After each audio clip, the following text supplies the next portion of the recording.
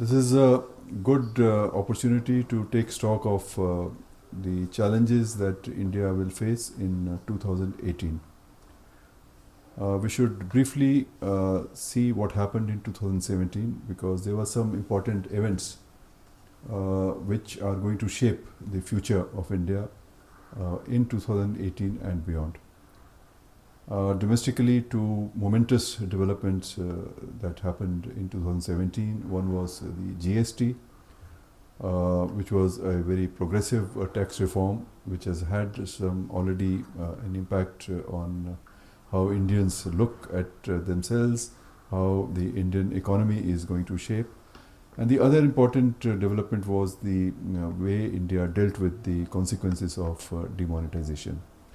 Not going into the details, but the fact is that these two developments are going to have an impact on the Indian economy, which has grown at the rate of 6.2, 6.3%, which is quite healthy, but which has also shown that there are still some stress points in the Indian economy which we need to address, particularly the non-performing assets which the banks are saddled with, the decline in exports, I think, which is also something that impacts India's relations with the rest of the world. And of course, we have the issue of the crisis in agriculture, the continuing stress on the farmers and their well-being. Having said that, India's engagement with the rest of the world is also very important. And here we have to start with our engagement with the major powers.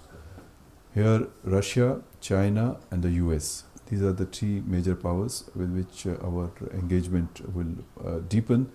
But in all these three countries, we are going to see major changes. Donald Trump, with his New Year tweet on Pakistan and Iran, has shown how the American administration is looking at the key issues of Pakistan, North Korea and Iran. We will have to see what impact the US policy on our neighborhood has. So we should be prepared for a major pressure on Afghanistan, which will build consequent to the realization in the US that Pakistan has been receiving the aid from the US for a number of years, and yet it has been supporting terrorism. It's something which has been known to India, but I think this is a realization which has come on the US, and we can expect growing pressure on Pakistan from the US side. Of course, tweets are not always policy, so we'll have to see what happens within the US and administration and how they now implement what Trump has indicated in terms of their policy on Pakistan. We should also be looking at North Korea, which is a major point of concern today for the whole world. There are now signs that perhaps there could be some discussions, negotiations between the North Koreans and the South Koreans.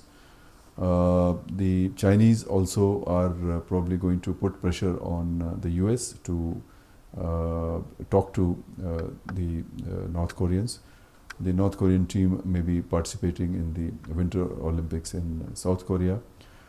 This could lead to some de-escalation of tension, but I think the basic issues between North Korea and South Korea and between North Korea and the US, they are not gone. We are interested in this, we are concerned with these developments because North Korea has been involved in the proliferation of nuclear and missile program of the US, of Pakistan, and they have been supplying clandestinely these, particularly the missiles and missile technologies to Pakistan. So we are an interested party, and also in the context of the Indo-Pacific geopolitical construct, which is now taking shape, we would remain engaged with these countries and this region.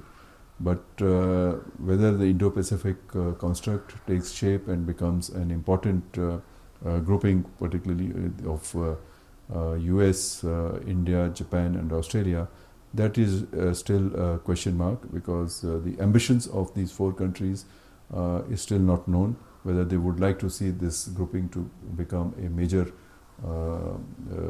grouping which will play a role in the security architecture of this region. But this is one area in which we should be interested, and we ought to be developing an engagement with these countries and also developing a roadmap. With Russia, our relationship is very good, but Russians are also now going for elections. Perhaps President Putin will come back for his third term as president. This will give us an opportunity to develop our relationship with Russia. Russia remains very important for our security and also for our energy security. So I think our engagement with Russia, both bilaterally and also in the context of Shanghai Cooperation Organization, as well as in the Russia-India-China cooperation format, that is very important. And now we are also a member of Shanghai Cooperation Organization, and India should be developing a proper roadmap of engagement with the countries of Shanghai Cooperation Organization, particularly the Central Asian countries. We ought to be developing a relationship with Central Asia. Prime Minister had visited Central Asian countries a few years ago, and that set the platform for a greater enhancement of our engagement with Central Asian countries. But I think roadmaps still need to be developed. One possibility that India could look at is perhaps setting up an India-Central Asia joint forum, as we have done it with African countries and with some other countries. I think a good platform of cooperation involving India and Central Asian countries could be thought through. Another important element of our developing engagement with this Eurasian region is our cooperation with European Economic Union, which is promoted by Russia. Perhaps a customs union or some kind of a free trade area discussions with these countries will also enhance our presence in the region. But all this cannot be done unless we also have connectivity to the Eurasian Economic Union countries, Eurasia particularly. And this can be done only through Iran. And I think Iran becomes very important.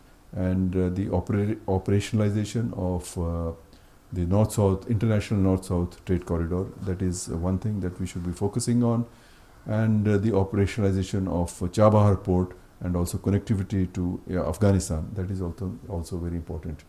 We've also been, last year we saw that a freight corridor between India and Afghanistan could be operationalized, and it has worked very well for both countries. And I think the second phase of that air freight corridor is also now taking shape. We could also look at the possibility of an India-Central Asia air freight corridor.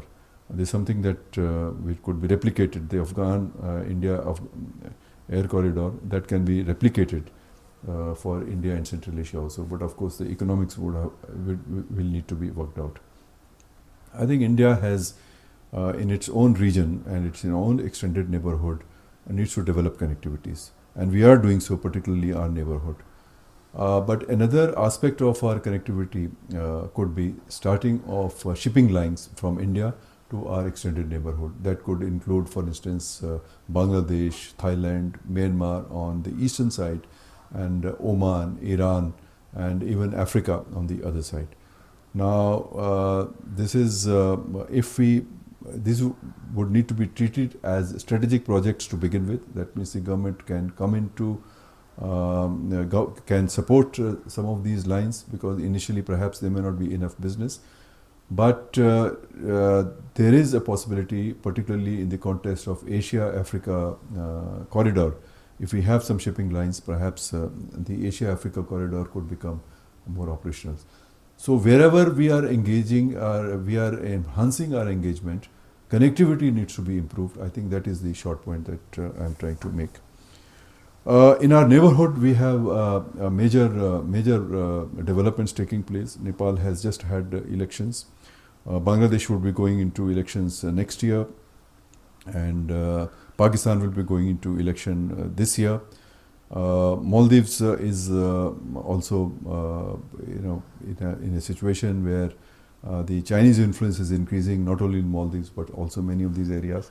So I think India will face this problem of how to remain engaged with South Asia, South Asian countries, immediate neighbors, and at the same time also take steps to ensure that the enhanced penetration of these regions by China does not go against our own interests.